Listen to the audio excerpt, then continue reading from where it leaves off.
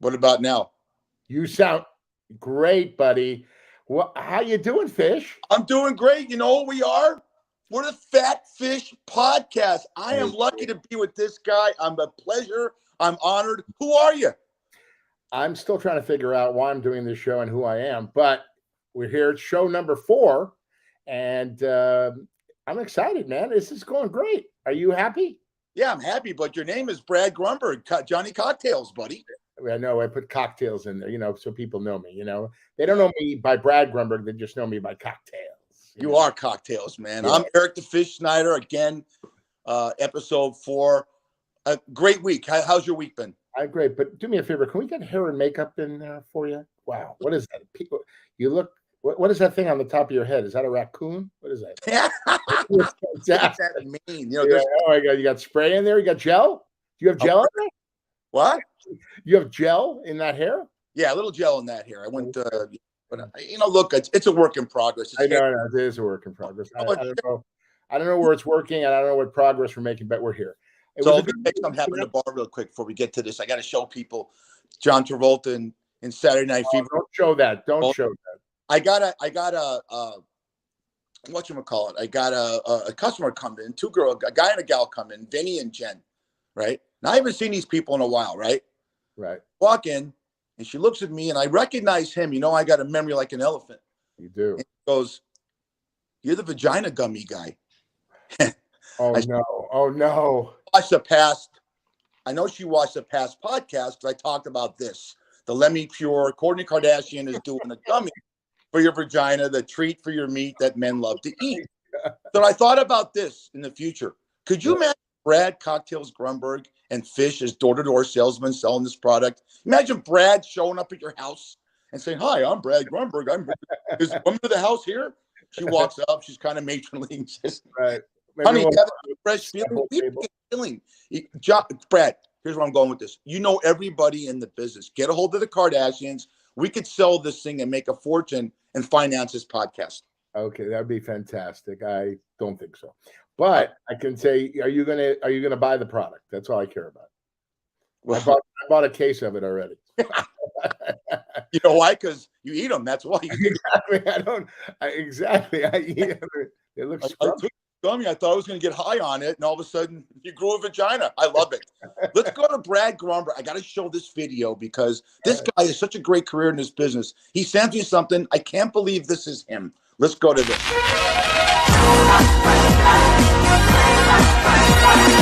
It's a blast from the past. All your favorite arcade games like Asteroid, Centipede, Defender, and Galaga. So polish up your old moves. You'll need them to survive the arcade classics. Now available in 2-in-1 game packs for Game Boy and Super Game Boy, baby.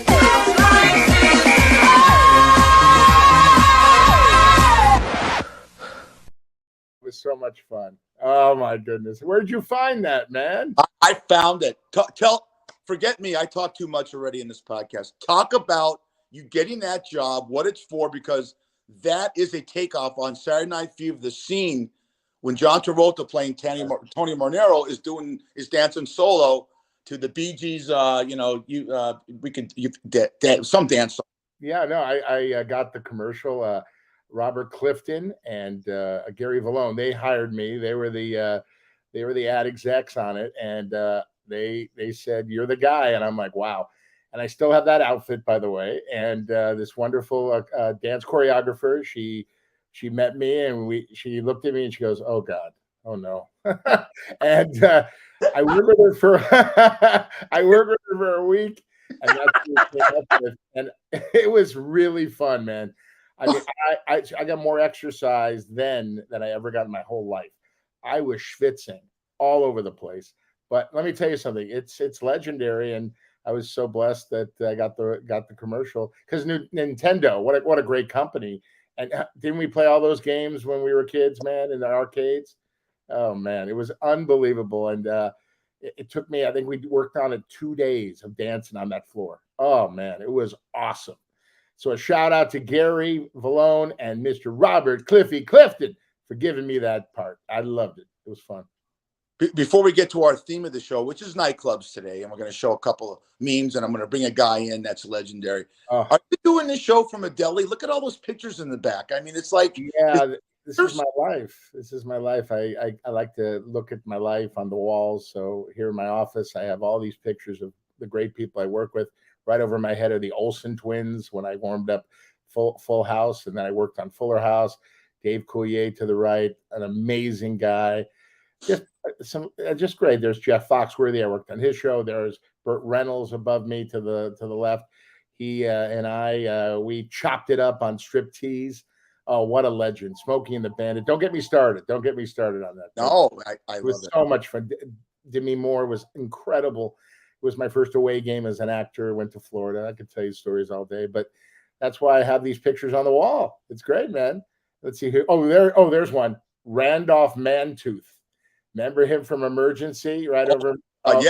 There he is, right there. Yeah, there he is. See him? Randolph There. Well, the other side. Speaking of Mantooth, speaking about man and alpha males, this is what a bouncer looks like. That's a bouncer in a nightclub in New Jersey. Now, Okay. look at the size of those arms. Yeah. These are bouncers here in Las Vegas. Okay. Okay. Now I want to bring on a guy that worked in a nightclub, and I'll just preface it by saying this before we bring him on. Your nightclub is only successful if you can protect the women and make people feel safe, because there's fights and there's booze. And this guy is the best that I've ever seen, and I've been in the business 42 years. All right. Say hello, everybody, to Captain Pool Party, Davey Death Row Brown. Hey, what's going on? that fish crew, how you doing? Good morning, America. We got to put him in the middle. Let's put him in the middle. Can we put him in the middle there? I can take you out. No, I can't. I can do that. I want him to be the meat, and we'll be the bread. Okay. You're the You're the donut. I love it. You look like you're at Cantor's Deli with all those pictures. I know. That's good. Waiting for you to lift up a Reuben. I know, buddy. Welcome to the show, Dave. Thanks for being here, buddy. Good to be here. Thanks for inviting me. So you guys start. Fish, you tell me about this guy. When this kid walked in, we hit it off right away. And with the man. Like, where did you start? Let's tell the whole story. Let's tell the year, what Mom's Saloon. We got, our audience needs to know. Yeah. You have to had what, 1986 you started? When was it? 86, 87. Yeah. So Randy comes up to me and he says, Fish, what do you think about this guy? And I said, he's from Jersey. He's a street kid. All right. We work in an elite bar in Brentwood with all these yuppies and they ate caviar. Need a kid like him. He grew up thinking that McDonald's is a 5-star restaurant and Rosie O'Donnell is a top 10 model. All right. We hired the guy. Him and I hit it off right away because he's, my family's from New York and he's a typical East Coast guy, just out there, California. And he did it like I did. He wasn't an actor. He wanted to meet women. That's why you went to Palm Saloon or you worked there. Yeah. The guy's not there more than a week, Brad. A week. I'm on the top bar. And there's a whole thing. The popcorn machine. You got the dartboard. You got a little bar there, and there's 3 yuppies sitting there with their cardigan sweaters on. They got their stupid ass sock ties, drinking a pitcher, and they're heckling Dave. Hey, fat ass, you missed a spot and stuff like that. He's all right. He's taking it, because he's basically a comedian at heart. Knows he's going to get heckled. But it gets a little egregious. And the guys are saying, hey, how'd you get this job, fat ass? How can you move fast enough? He looks at me and I go, take it easy, relax. The guy did something and he hit Dave he bumped into Dave and Dave goes, that's it. You're out of here. You can't throw me out of here. And he pushes Dave. And then Dave goes, that's it. Puts the drinks down. And he looks at me and I go ahead. And the guy thinks, and he misses, and Dave hits him with the roundhouse right on the kisser. The guy goes down. His 2 friends that are pussies were running out of the bar. The guy gets up and he goes, hey man, I was just messing with you. You can't hit me. My dad's a top lawyer in Beverly Hills. And Dave looks at him and goes, so? He goes, hey man, I've never been in a fight before. Classic line by Dave Brown. Well, now you're 0-1. Oh God! Dave said that to him. Oh my God! It just popped right into my head, man. Oh my God! So that was your first day on the job? First week. First week on the job. First week. And to be a bouncer, let me ask you. I mean, bouncers are so important. No offense, but you don't look like a bouncer. You look like a friendly fellow. Yeah, like you and I we could go to Old Town Buffet and have them close the place down. Us for life. But let me ask you, do you go to bouncer school? How do you become a bouncer? I mean, what did you do before or you just saw the ad and goes, I'll wing it? I didn't even see an ad. It was just up the block. I was just looking to earn a couple extra bucks and be out. I'm in a nightclub every night anyway, so might as well get paid for it. Oh, that's great. Oh my God. So you lived in Brentwood and you saw the place and it looked like it was hopping and you showed up. Yeah. Then you see this wonderful human being here with a toupee on his head. We got to get her makeup. So we got to do something. But that's great. So tell us some of the great stories and how long did you work there? I would say like 4 years on and off. Okay. I bartended for a minute. It was good. Sure.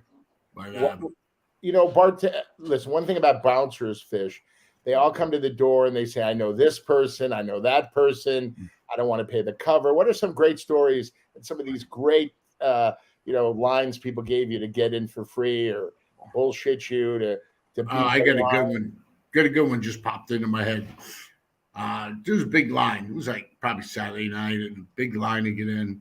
And these 3 girls come walking up. And it was like 2 little blondes. They looked like twins. And it was like a taller one. She's brunette.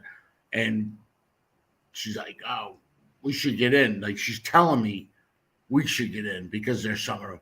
I said, you got to wait in line. Throw me a 20. We'll see what happens, But that's happened before. But, like, they're arguing with me. And I'm like, can't let you in. Look at all these people. And she says to me, I just want to let you know that you made Henry Winkler's children very upset.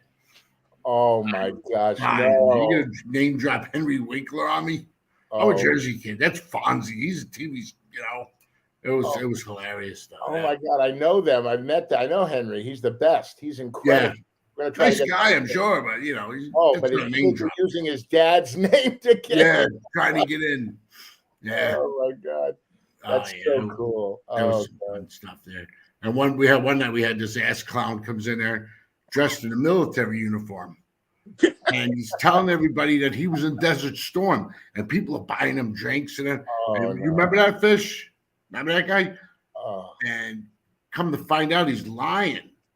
So he was no vet. So there was a melee. Everybody started beating the crap out of this guy. Oh, that was tough.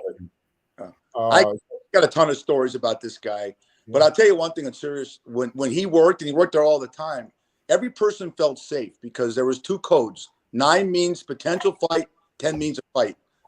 So 10 on the dance floor. What? 10 on the dance floor. Yeah. And he was the first guy there. I remember one time, Fred, the manager, I always get called up and said, did you see what happened? We got a call that one guy was escorted out and Dave took him out. And all of a sudden, when he was taking him out the next day, he's got a couple of bruises on his face. So he called Dave into the office and Dave goes, I don't know what happened. He goes, I think the door hit his head on the way out. Yeah, I'm not a tough guy by any means, but when you're in a security position, you got to think above that. Like you were saying before, bouncer school. It's kind of you go on instincts when you're in it. It's like just regular hanging out in the bar with all your friends because that's basically what I was doing. I was friends with everybody in there, and you just want to protect the place. You want to keep the peace, but sometimes people think they're tough. How about the time when Jim Howell got hit in the head with the bottle? Remember that? Yes, I was behind the bar with them. Yeah, some little punk surfer dude thought he was tough. Like you could tell when people came in that they weren't regulars in there. So like these guys looked a little strange and they were getting really stupid. And one of them threw a bottle and hit our friend in the head. Now this guy, Jim Howell, nicest guy you ever want to meet in your life. And that was it, man. We tied this asshole up. Everybody had him all locked up. And there was one section about that big that was opened by his kidneys. And as we're walking out, I'm giving him the shots. Oh, yeah, just a couple. Because he threw a bottle at our friend. Who's this guy, Howell? Is that Thurston Howell's son? Yes. Is that from Gilligan Adopted. Sullivan? Who is this guy? Adopted. With the bottle at? Yeah. You matter of fact, he tried to make it as an actor, Jim, and also my wife and I are binge watching the one with Don Draper. What's it called? Mad Men. Yeah. That was a good show. With Jim Howland is, so he said, okay, he finally he made it as an actor, but there were so many fights that carried out. If you know where Mom's Saloon is, it's on San Vicente, and it carried out to that island. And one time there's a fight, and Dave's got two guys in a headlock, right? And he's on the ground, and two guys jump on top of him. And I hear him saying, "Fish, kick the son of a bitch in the head." Like, kick the guys in the head, He right? hit him with his flipper. Yeah. The fish.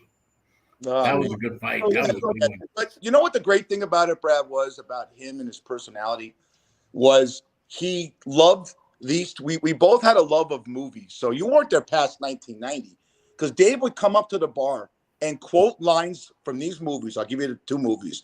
You remember The Wanderers? Oh, yeah. Great movie. Yeah, Great movie. And of course, who doesn't, to this day, who doesn't quote lines from this great movie? Oh, my God. Yeah. So one time, it's packed at the bar, and Dave's carrying glassware. And with this, he walk up to customers, and he just go up to them and say, "Look at me." And he goes, "Hey, Fish, Hendry got pinched." And I go, "Where?" "Down by the factory." We did all kinds of lines from Goodfellas. Hendry. There's that one scene in Goodfellas where the voiceover of Ray Liotta is talking about all the guys in the crew, right? Brown could do the whole thing, and he did it for customers. Jimmy and Tommy and me. Yeah. Anthony Stabile. There's Mickey Eyes. two times, 17 twice. We'll get the papers, get the Get papers. the papers, get the papers. Yeah. Yeah. What? Let me ask you guys a question. I love these movies that are very realistic, like Roadhouse with Patrick Swayze. I mean, Fish, you're backing up your boys. Are you jumping over the bar? Are you jumping right in? Absolutely. Ask him. Yeah, that's I important. was no man. pretty boy. I was a pretty boy. A lot of guys didn't. I'm gonna mention names because it's indiscreet. You know what I mean? There's a lot of guys that didn't. I've seen. Hey, rest in peace, Tano Costa. Love the guy. Right? I was working the bar with them one night, and some guy belts a girl. The first instinct you have when that happens, you don't call a 9 or 10. You jump the bar. I jumped over the bar, right? And the next thing I know, Dave Brown's up there, and Jeff Hirschberg. You met him, Brad. And I hear. Yeah. Sure. Brown and his girl's hitting me, and I got the guy Dave's trying to pull him off me, and I could hear Jeff Hirschberg going, "It's over, it's over, it's over." Not a wrestling match, I jumped over the bar a lot, and you had the actors like Dan Cortez. Remember Dan Cortez? Oh yeah, right. Right. MTV's Dan Cortez. Yeah. Yep. Dan Wagner. These guys are the first guys over the bar, and that's great. They're I about never to felt be- more protected though, Brad, when this guy, Captain Pool Party, and by the way, let me show that picture of this. This is the only guy in the history of Mom's Saloon that had a promo about him. Dave, talk about Captain Pool Party and what that means. Let's show everyone what that outfit is, because that's you. And talk about Do you still have those trunks? Do you still have those trunks and the cape? Oh, yeah. Yeah, I invented that costume in Fort Lauderdale, Florida for spring break one year. And man, was it a smash hit. I mean, over the years, I've won over $7,000 in cash and prizes with that costume. And it takes me literally as much time to get dressed with my regular clothes as it does to put that thing on, except for sprinkling the glitter. Remember the glitter? It made it look like I was wet. That was my alter ego. I didn't know you could use glitter to make yourself look wet. Oh yeah. Oh yeah. It's crazy. I tell you, you're an amazing guy. Fish, Thank you. This guy, he looks like a tough guy from Jersey, but he's really got a big heart. His brother has Down syndrome, and I saw an unbelievable picture of him and his brother on his Facebook page. Dave, you're a great guy. I'll tell you, you were we cast you in the Johnny Cocktail Hour that we filmed at Mom's Saloon, and you played a short order cook, the worst short order cook I've ever seen, flipping burgers on the floor, picking them up, putting them back on the grill. But I don't know if you ever acted before. You were like just a natural. but you're a character. You're like, one of the good fellas. You're like from, Jersey boy, Yeah. but you have a big heart. And I just wanted to point that out to our viewers and our listeners. Thank you, Brad. You're a great guy too. I wish I wish that pilot would have taken off. That'd have been awesome. Yeah, we're doing some other stuff. So hopefully it's called Wingman now. Oh yeah.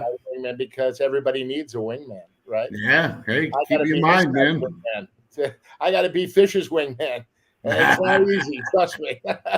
I've already jumped over the bar in life a couple times, save his ass. But, Oh, he jumped over the bar because there's a free buffet. It's a buffet there. I gotta be first at the buffet. You scare my wife. You here for an hour. Oh, Of course. so Brad, I got Pose. to work with us, and he goes, "You got to tell the Dave Brown stories about Jack in the Box. We get off work. Oh You God. always Wait, explain what that means. Wait, Fish, explain what that means to our listeners. Jack in the Box. Oh, Jack in the Box. Jack in the Box. So we get off work. It's 2:00 in the morning. There's not a lot of options to eat in LA at that time. There's Cantor's, there's Ben Frank's. All these places are in Hollywood you can go and eat. So there's a Jack in the Box. It might still be there on 26th and Wilshire. So I'll go down there. Dave was By the way, it is. I was there last night. Good. First No, place it I'm is. going when I get off the plane in LA. Oh yeah, there you go. So it's like it's me and Mikey Franchese and Tommy Batonto, but it's me, Nick Ippolito, Lenny Simone, and yours truly, Captain Pool Party. We walk into the place. As we walk in, there's this big guy just going at it with the guy behind the counter, right? And he's trying to pull the guy over the counter, and the guy behind the counter is of Hindu persuasion. All you hear him saying is, "I'm not standing here doing nothing. You cannot take the thing from me." So Dave goes, "I stand back. I got this." Dave goes over as the guy's got it and whispers something in the guy's ear, right? The guy lets him go and leaves.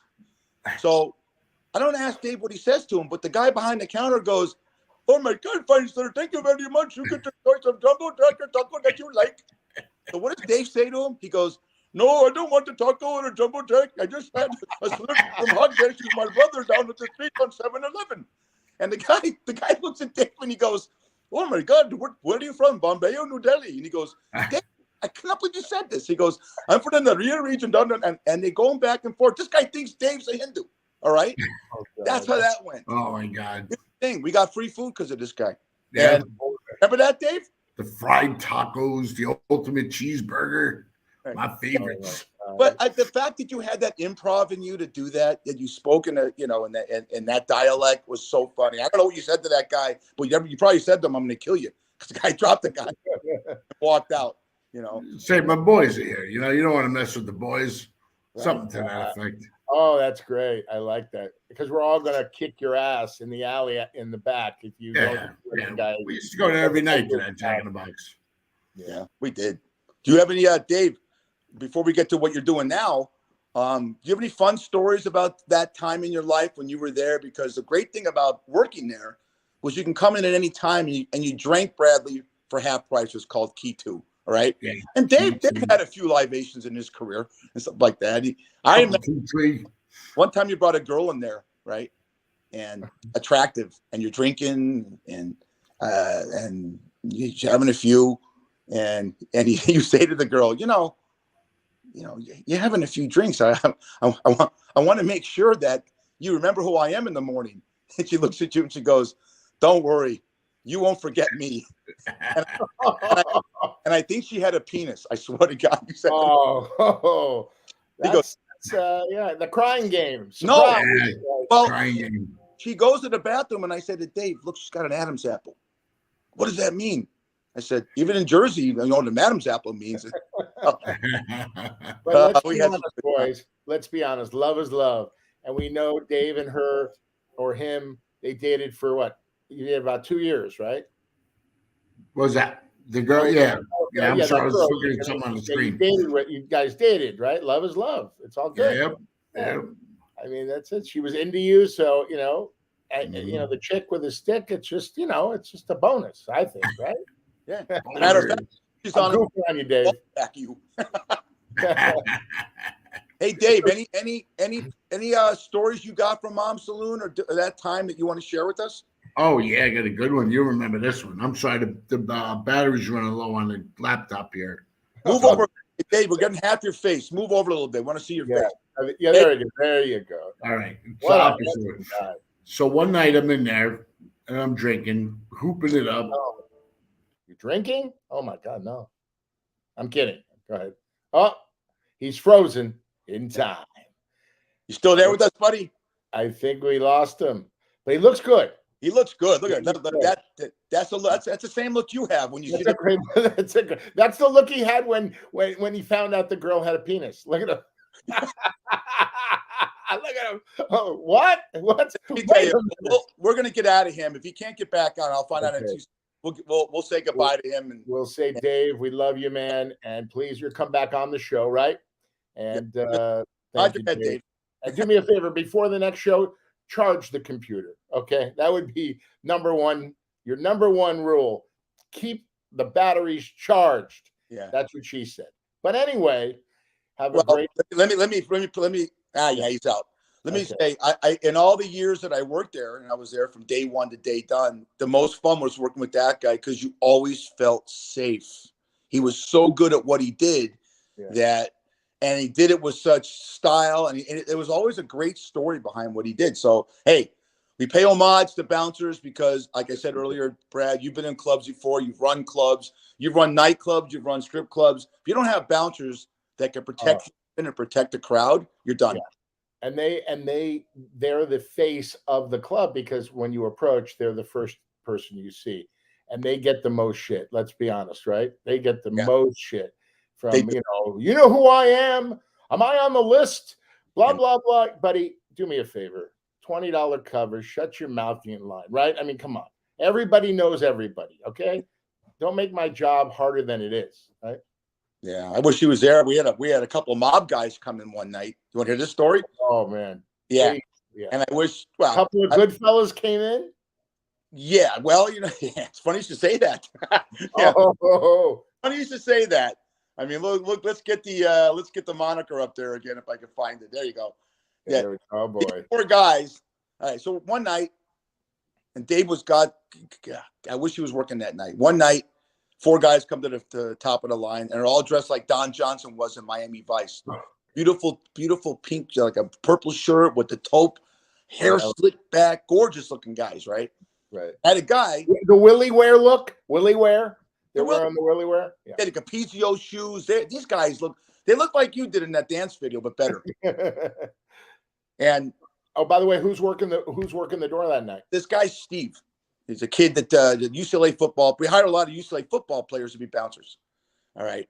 And he was a kid from South Central LA, and he had a little attitude. And I'm looking for this guy named Ricky LeBlanc. Ricky LeBlanc was the other guy. If I could find him, I'll get him on the show. But I can't find him. He's in the weeds. He went AWOL. Is he in the witness protection program? I don't know. I think. I don't know. But Ricky comes to the bar and says, "Fish, you got to get to the front door. Steve's got these 4 guys there. It's not going well." And I go to the front door, and Steve goes, "Hey, man, these are your people." And I said, "My people? What do you mean by my people?" And the one guy pulls me aside and goes, "Look, we're offering this guy $100 each. It's $400 to get in and beat the line. The line's 100 deep, right?" And Steve goes, "No, that's not what you did, man. You threatened my ass." He goes, "You're going to sit in the back of the line." I said, "Steve, go, I'm 20, about 25, 26 years old at the time." So I said to the guy, I said, "Look, take your 2, 3 other guys. You're going to walk up the street.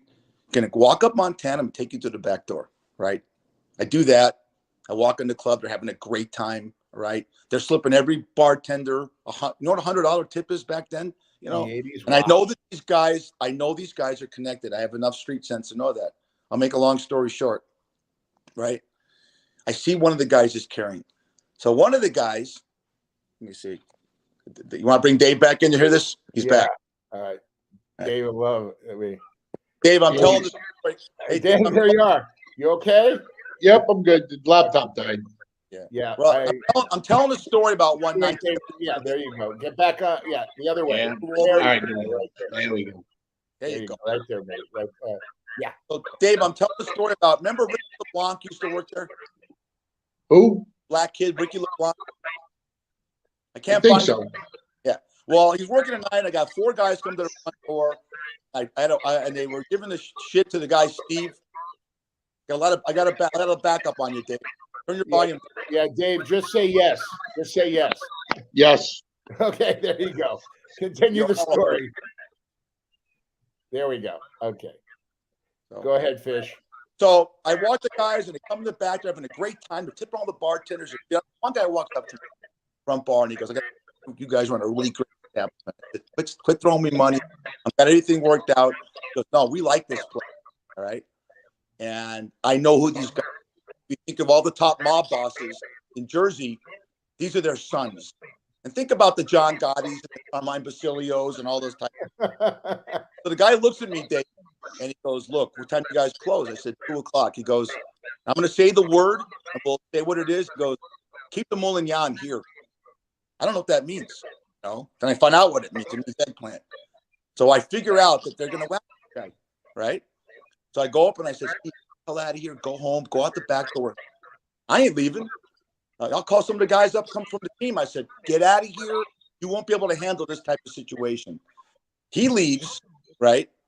And those guys, thank God, nothing ever happened, but I was sweating my butt off. I'm thinking if Dave Brown was there, Dave would have taken the $100, get him in. But these guys came in at least 10 times in the 12 years, always great. But they were so cool and collective, and he said, "Keep the guy here," like he was going to order a pizza, kill him. It didn't really matter. But, I mean, those are the people you dealt with, the Mom Saloon. Yeah. But I wish this guy worked every night, Dave, I'm glad you came back. We're getting some interference there, but we wanted to tell you, thank you for being on the show, buddy. You're an incredible. Oh, man, it's a pleasure. We want to bring you back. That's a great story, Fish. And we want to hear more of your stories, Captain Pool Party. And please say hello to your brother for us. I sure will. All right, buddy. Dave Brown, everybody. Give him a nice hand. Dave Brown. Thank you very much. Thank you. God bless America. Dave is the man. He can still do it, Dave. You can still do it. Strap it on. Get out there. Righty.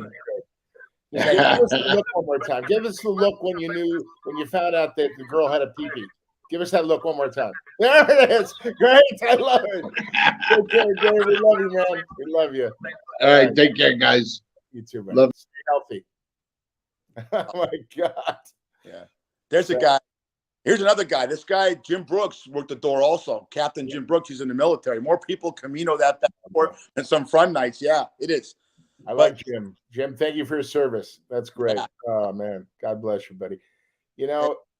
Who else you got? You got some other people? No, I want you to go. I want you to, because that's a big part of, we talked about it. A big part of the business is being protected.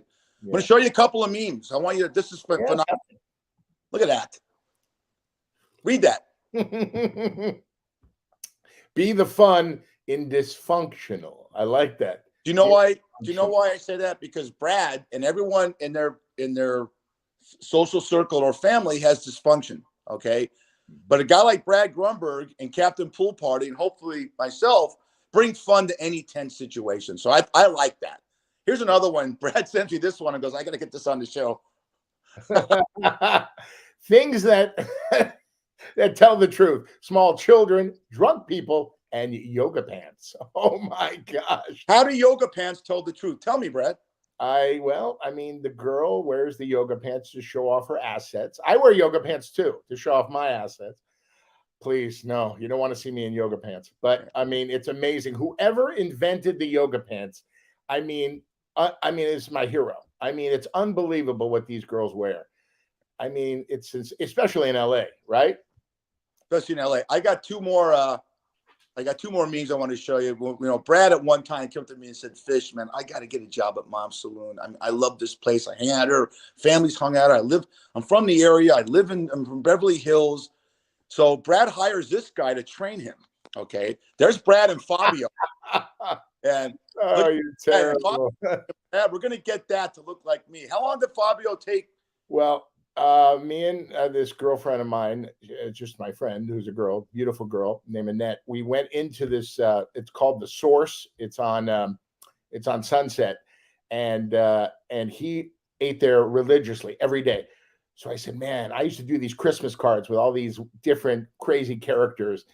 And I walked up to him and I said, "Excuse me, Fabio, could you take a picture with me?" He goes, "Yeah, I'm finishing with my girl here. I'll see you out in the parking lot." So we went out in the parking lot.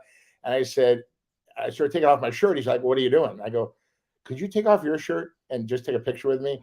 He goes, no, but okay, we'll take the picture. So he takes the picture, and my caption to that is, happy holidays from every woman's dream, Johnny Cocktails and Fabio.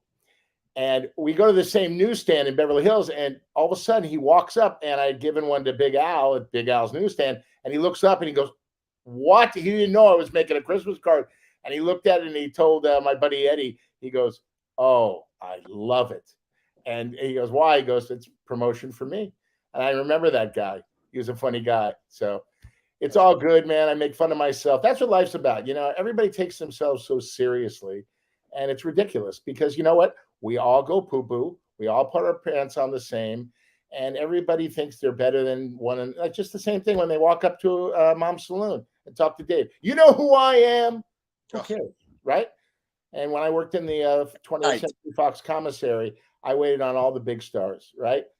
You know why they liked me? Because I treated them like my buddy. I didn't treat them and walk around on eggshells like, oh my God, they don't want that. They just want you to treat them like, you know, like a drinking buddy. Hey, how's it doing? How did you like the game last night? What would you like? You know, like a New York deli waiter. You know, you throw the corned beef sandwich down, you make a joke, you walk away, you're sweating all over them. Who cares, right? Serve from the left, take from the right. Who cares? Just get the food to the table and make them laugh. And that's what life's about, I think. You would make a great bartender. You have the gift of gab. And I always told people, it's not about making the drinks. I go, any idiot can make a drink. It's how you handle people that'll make you money. And you seem to work in the commissary. You drove a lift. We're going to get into the Brad Grunberg story and Eric Snyder story as we get through these podcasts. But I got one more meme I want to show you because before we do a little advertising, Brad doesn't know I'm going to show these pictures. No. It's so elegant. I have a family. No, this is a great one. Okay. What if you know who this person is? Talk about what it meant to your parents. It's a musician, and I'll say, and still to this day is elegant, brilliant, and a legend. You know who that is? Diana Ross. Diana Ross in the Supreme. My God, she's great. I love her. Yeah, fantastic. What a performer. Oh, yeah, it's a beautiful woman. She was, and she is.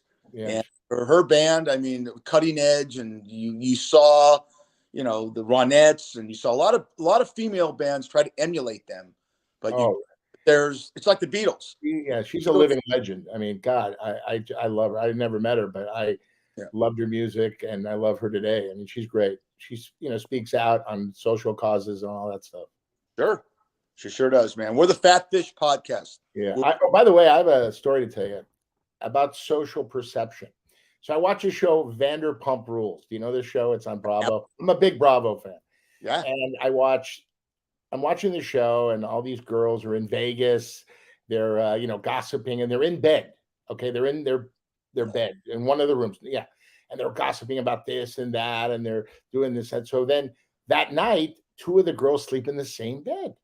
And you're like, oh, that's kind of, I would love to get in there. And I'd like to get in the middle of them. And right. What would be like when 5 guys were in a bed talking and gossiping? Everybody's like, whoa, right? That sucks. You know what I'm saying? I mean, there's 5 guys in a bed, like you and I, you know, we've done that before. We've gone to Vegas and we gossip in a bed and then we end up spooning. Oh, should I have said that? But I'm just saying the perception is I love everybody. Love is love. When people like, it's just like, oh, 5 guys in a bed, they must be gay. Who cares, right? The 4 or 5 girls in a bed, oh, they're hot girls and they must be. So it just doesn't make sense. You know what I'm getting? I know what you're getting at. Yeah. When you were spooning me, I'd say, Brad, that's not a pillow. Oh, don't bring that movie up. My 5 top movies. Planes, Trains, and Automobiles, Steve Martin, John Candy. They're in the room in Chicago, and they have to share the same room because Steve Martin lost his credit card, got it stolen, and John Candy and him have to spoon. Oh my God! And they wake up, and Steve Martin goes, "What? Oh my!" He goes, "What is that between? What's between? Is that a pill? Oh my God!" One of the great scenes. that was one of the greatest movies of all time because it was all about a lonely guy, Sure. you know, and Tearjerker. Tearjerker. If you, oh, God, at the end. you find out, the real story behind John Candy's character, you're in tears. And Oh, movie, John Hughes, I know that you auditioned for some of his films. no, I never did. I love John Hughes. He left us way too soon. He was incredible. Breakfast Club, Pretty in Pink. I mean, the list goes on and on. But I'm saying John Candy. So there's my favorite actor of all time is John Candy, and I got to work with him. And Don Rickles is my favorite comedian of all time, and we'll get into that, in weeks ahead. But John Candy, I got to work with, meet, and to work with your idol and a guy. I was a warm-up guy, and he was on a show, the Dave Thomas show for CBS, and Sure. I was the warm-up guy. And he came to the audience, grabbed the mic, and he said, "I've never seen a guy more funnier or better at warm-up than this guy." I go, "What?" John Candy's telling me that I'm good. Oh, it was unbelievable. I mean, I'm the biggest John Candy fan. I mean, so many legends have left us way too soon. What John Candy would have done, John Belushi would have done, Chris Farley would have done in their lives if they lived, right? Yeah. But Planes, Trains, and Automobiles about love. You know how many people in this world are lonely? It's so sad, man. And they just got to reach out. About your homage and what you do, but let me do a little. Let me talk about this place, Shucks Tavern on North Durango. Oh, I've been there. Flamingo and Apache. I mean, Brad and I self-suffice this podcast, so we pay homage to the people that take care of us, and that Shucks Tavern where I work. I've been in the company 17 years. It's a wonderful place, wonderful staff. Let me show you what Brad does. I met Brad. He has this great. That's Johnny Cochran Entertainment. That looks more like John Hyatt holding a cocktail. And it's funny. Why don't we? And boy, that's a great logo. Let me ask you. And I'm wearing a Hawaiian shirt today. See? Yeah. Why don't we tell people how we met? I mean, way back in the day, John Hyatt. I met him, and we were doing the Johnny Cocktails Hour, and he was friends with you. And we needed to get some guys together to do this pilot. And he said, "You got to meet my friend Eric the Fish Schneider." And I fell in love with you. And I'm like, how are you friends with John Hyatt? Well, he was one of the 5 guys in the bed that one night. He tried to tell us his Laker press pass. I came in there. He came in there in 1986, and we hit it off. We talked. Look, gift the gab. We talk sports. He's a big sports fan. Easy. Easy. I love you, Golden Retriever. Anyways, he was a big sports fan. We talked sports, and we just hit it off. And that's nice. Yeah, no, it's great. I mean, he did me a solid because we wouldn't be here today, But it's just amazing.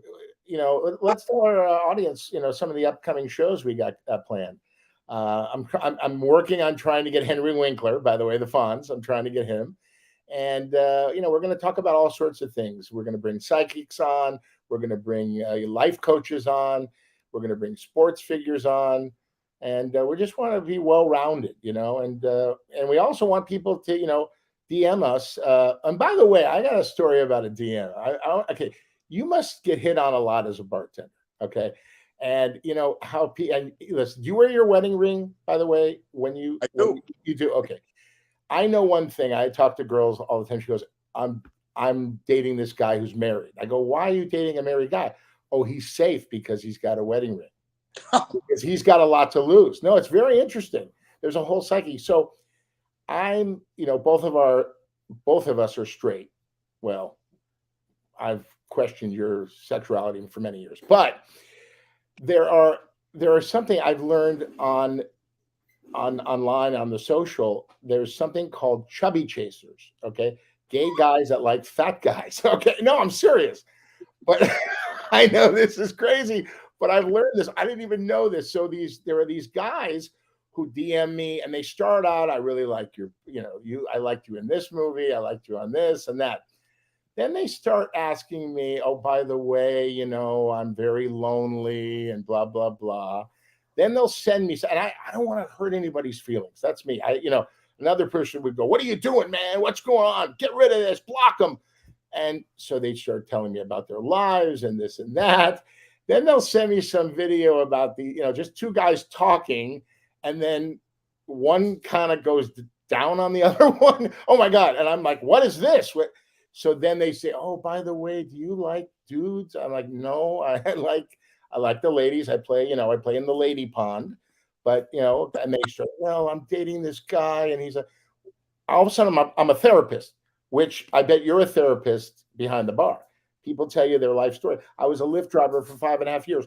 People told me their whole life story and asked my advice, and I never see them again. So that was safe. You know what I'm saying? But it's just crazy. I love everybody. I love the gay culture. I love everybody because life is that. I have buddies that are gay, and then they look at me and they go, do you think I chose this life? It's a tough life, and we should all just love each other and don't judge people and don't, label people. Right. Right. And look, we sound like we're spooning each other now and accolades. One thing that you do that needs to be talked about is for 11 years, you've been the caregiver to your wonderful parents, Jerry and Sandy.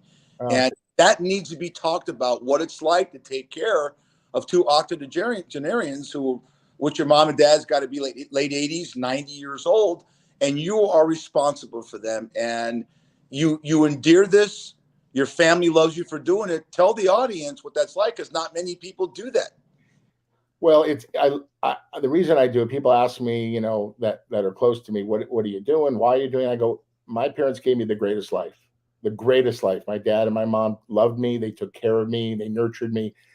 And now they're older. And, some people just put their parents in a home. Now, if you had bad parents, I can understand that for one reason or another. But I don't want to see my mom or dad in a home. I take care of them on a daily basis. I do what I have to do to make them happy. And I told them, I said, I'm going to take you all the way to the end. That's it. That's how I'm going to do it. And I put my life aside because I love them. I love people. I love helping people. And a lot of people should realize your parents brought you into the world. They took care of you. They loved you. They taught you how to live your life. And I live my life based on a lot what my dad taught me, about being good to people. Like if you're having a bad day, tomorrow's a brand new day. Clean slate, Sure. Don't give up. Stay positive, and that my dad gave me those virtues in life, and I got to pay. I pay them back every day. And people are like, where, what are you doing? You're crapping your stuff. Listen, I've had the greatest life in the world. I've had so much fun, Fish. Both of us together, man. I can tell you stories, right? This party, that party. I just hung out with Steve Kerr, at the Clipper Golden State game. He invited me, and I met him after with my buddy Kent. It was awesome, campy. We had a great time. That's what life's about. Moments with your friends, but you got to take care of your loved ones. And I do. You do. You're good. And that's we were meant to do this because even though we're jokesters, we make fun and talk about vagina gummies and spoons. It's about, I learned this about my parents. First of all, I found out, I was reading quotes about mothers. And I said, the reason why boys love their mothers so much, girls too, is because they're your first love. You crawl out from their legs and they nurture you. And you if you don't give back, and like I said, it's great to be jokesters and tell stories and have fun, but what's your life if you don't give something back to somebody? I don't know any different than that. I'm not the funniest guy on the planet. Yeah. When I'm behind the bar and I'm with my family, I try to make people laugh. I learned this a long time ago. But my dad said this to me all the time. He said, son, if you can make someone laugh once a day, then then your day is made. Yeah. Think about that. I don't know about that. Yeah, I agree. No, and I want the audience to know what kind of person you are. And please let me say this. First of all, you were great to your mom. You take care of your family, your beautiful wife, Vicky, your son, Max. You have a granddaughter. You're a great person. You took care of your dad. You took care of your mom. But you also take care of people. And recently, I have a friend, a beautiful girl that I know named Kathy, and she was down on her luck. But she was always a fighter, and she needed to get a job in Vegas. And you met her, and you said, "What can I do?" I said, "Well, she needs a job." And by the grace of God, because it's luck and timing, being on that right corner, and she she got a job through you, and she's going to start tomorrow. And it's just amazing. She's so happy. A lot of people don't do that. A lot of people, oh, really? You need a job? Great. Good luck. See you. Bye. Can I jump in on that? Yeah. Number one. Number two, I did it for an ulterior motive. She said the next time there's 5 guys in the bed, she's going to jump in the middle. Oh my God, it's terrible. No, Good callback, baby. No, she is a wonderful person I've known a long time. That's fine, but you know what? Big deal. I mean, if I can make a phone call. It is a big deal. It is a big deal, man. No, it's not. You know what? No, for you and I, it's not a big deal because that's how we live our life. I agree with you. You do it. Either you do it or you don't. But you should never want accolades out of that. You should always. No, I'm not saying that. No, I don't want to. There's a lot of things that we do that we never tell people, right? We do things all the time. Don't you need accolades? We get more joy out of helping people than the people we help. Correct? Don't get pissed off, Brad, because you're one of them that don't do this. When you see a celebrity or athlete do something good and they post it everywhere, Instagram, TikTok, Facebook, Twitter. How about the celebrities and people that do things for people and you never hear about? I'll give you one. Tim Duncan, Hall of Fame center for the San Antonio Spurs. He built like 5 high schools. Yeah. You know how much money it costs to build a high school? You never knew about it until someone brought it up at his speech, and he got pissed off at the person. Those are the people I like, and I commend people to do things for other people, and they have to know about it. It's about building your brand. There's no building a brand for Eric Snyder or Brad Grunberg. You know what our brand is? Let's hope we make you laugh. That's our brand. Laugh, giggle, live your life. Don't be mean. Don't be bitter. Don't be angry. Don't be jealous. Just be happy, right? Because you know what? It doesn't matter how much money you have. No. Your health is your wealth and your happiness, right? I mean, I know so many people with a lot of money. They never went for their dreams, but they're loaded. But who cares? After you buy the houses and the cars, right? Hang on. I just got a text from Kourtney Kardashian. She says, you start tomorrow. Get the gab, and you have the whole. I love gummies. I love gummies. We could maybe have another sponsor pretty soon, So no. Well, you know what? I got to tell you one thing. I got to go because DoorDash just came, and I got to eat, man. I got to eat. Show number 4 in the books. Fish, I love you, man. This has been so much fun. Another thanks to Dave Brown, the greatest bouncer in bar history. And I just want to thank you very much for another great time. And we'll see you next time on Fat Fish. I'm Brad Grunberg. And I'm the Fish Man. I'm Eric the Fish Snyder. And we'll chop it up next week. Oh, one last thing, Brad, I want to ask you. Yeah. Are you cool with the Final Four? With FAU, San Diego State? I love it. You know what? It's the hardest. I love it. I love it. Who wins it all, Fish? Who wins it all? Wow. Well, this is the first time there's not a first, second, or third seed. And I'm rooting for San Diego State. I'm from California. Yeah. Alvarado got knocked out. Texas. Yeah. I'm rooting for San Diego State. But the Cinderella is Florida Atlantic University. That's because so I'm rooting for them. I think San Diego State wins it. I'll tell you something. It's great basketball. And you know what? It just shows you on any given day, never give up in life, in sports. There could be 2 seconds left in the game, right? And you never know, football, baseball, whatever, you're still in the game. Right. And you're in the game of life. We'll see you next time. That's Reverend Rabbi Brad Grunberg. Yeah, Rabbi Grunberg. Just make sure there are donuts there. That's all I care about, okay, at the synagogue. You got it. Thanks, Fish. I'll see you next week. I'll see you. Thank you, buddy. You got it.